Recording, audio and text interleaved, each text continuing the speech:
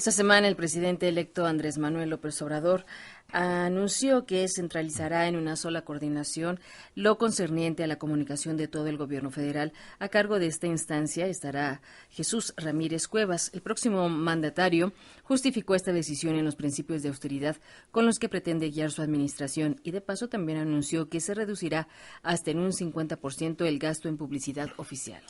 Y para hablar de estas importantes decisiones y sobre todo de sus repercusiones, tenemos vía telefónica la presencia del doctor Javier Esteinú Madrid, periodista e investigador del Departamento de Educación y Comunicación de la Universidad Autónoma Metropolitana, Campus Xochimilco. Doctor Esteinú, buenos días. Manuel Angélica, buenos días. Gracias por recibir esa llamada. Finalmente, después de un sexenio que despilfarró en publicidad oficial, y eso fue muy notorio, la próxima administración hace ajustes y anuncia que reducirá este rubro a la mitad. Doctor, ¿cómo afectará esto a la relación de los medios de comunicación con el gobierno? ¿Se puede hablar de una afectación o no? Sí, por supuesto que sí. Yo creo que la primera cuestión que habría que reconocer es que este es un avance, puesto que en periodos anteriores se ha dado un chantaje y una presión por parte del manejo de este presupuesto, que además proviene de nuestros impuestos como ciudadanos, para saber a qué medios se financiaba y a cuáles no. Medio que no recibía financiamiento publicitario era medio que era ahogado.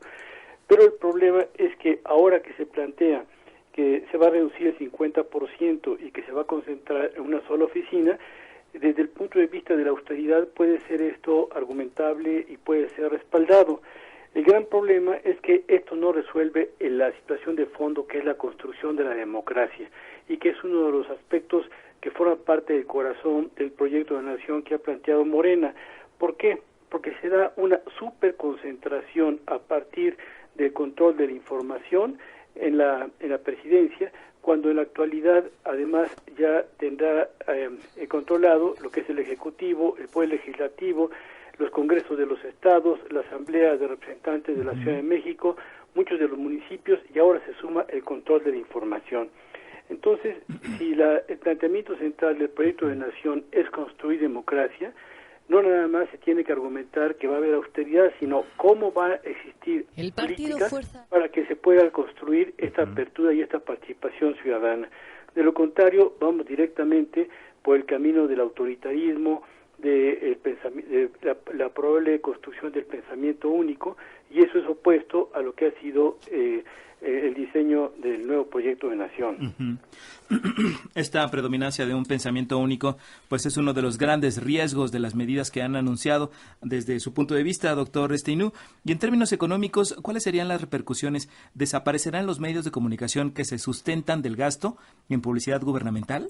Bueno, es que eso no lo sabemos, porque además de haberse anunciado, el argumento central es que todo esto se realiza por la intención de fomentar la austeridad, pero no sabemos más que otras políticas paralelas podrán venir acompañando esta propuesta que puede ser valiosa e importante. Por eso es que se requiere que además del anuncio en el punto 29 de los 50 elementos centrales del proyecto de nación que ya se adelantaron, se incluyan políticas públicas que planteen cómo se va a financiar a los medios con el presupuesto que va a quedar. Y aquí tiene que entrar, más que la austeridad, el criterio de la pluralidad, de la diversidad, del respeto a la libertad de expresión, de la apertura de la sociedad, porque hay que recordar que si de alguna forma ganó la propuesta de Morena, fue porque la sociedad se pudo expresar a través de otros medios de comunicación que fueron los que pudieron construir esa otra conciencia. Y frente a todo esto, ¿cómo podríamos los medios públicos aprovechar el cambio en la política de gasto? Bueno, es aquí donde va a ser fundamental que diversos sectores de la sociedad civil participen en la construcción de estas políticas y no únicamente el sector que ahora ha sido designado para ocupar el nuevo gobierno. Y me parece fundamental que así como el Premio Nacional de Periodismo ahora está en manos de las universidades, por ejemplo, sean las universidades las que diseñen estas nuevas políticas públicas de cómo se debe de distribuir el 50% del presupuesto que quedará para financiar a los medios. Y tiene que ser bajo líneas de respeto a la democracia, de fomento a la apertura, a la libertad de expresión, a la participación, a la construcción de ciudadanía, y no nada más bajo el criterio de fortalecer la austeridad. Claro. Bueno, pues como comentaba, me gustaría, maestro, doctor, que nos ahondara un poco más sobre esta idea tan importante, el hecho de que se concentre la comunicación social de las dependencias de gobierno en una sola oficina. ¿Qué efectos llegaría a tener? ¿Qué riesgos hay en la centralización de la información pública?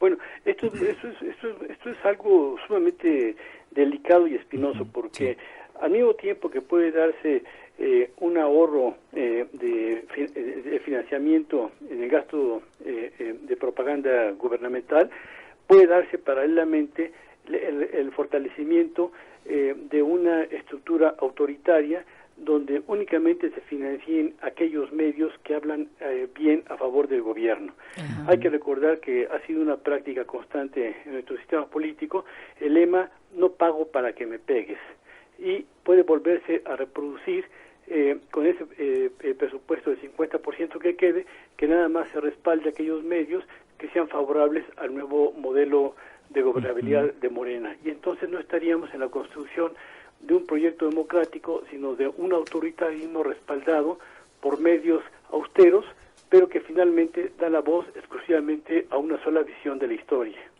Por una parte. Por otro lado, algo muy importante, así como en otras áreas de la economía se ha estado buscando nivelar aquellas áreas desprotegidas cuando se aplican políticas públicas para regular todos los abusos y las desigualdades que se han tenido por parte de los gobiernos anteriores.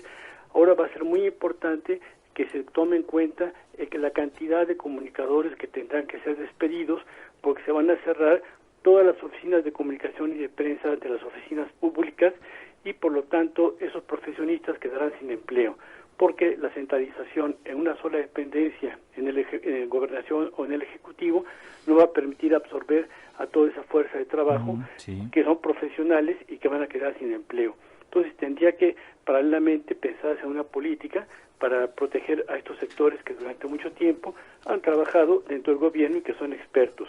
Claro. Y otro aspecto sumamente importante es también revisar la nueva ley de comunicación social que se aprobó recientemente después de que el gobierno actual del presidente Peña Nieto lo abandonó durante mucho tiempo, y fue únicamente a través de una intervención de la Suprema Corte de Justicia, después de una demanda que presentó una ONG ciudadana sobre medios de información, que reaccionó, pero creó lo que se llaman popularmente otra ley chayote, es decir, donde se sigue teniendo un gasto sumamente discrecional y superfluo para financiar a los medios de Estado, y esto tiene que modificarse, porque de lo contrario pues vamos a continuar con una ley, con un presupuesto austero, pero con una ley que distribuye de manera discrecional el presupuesto que queda.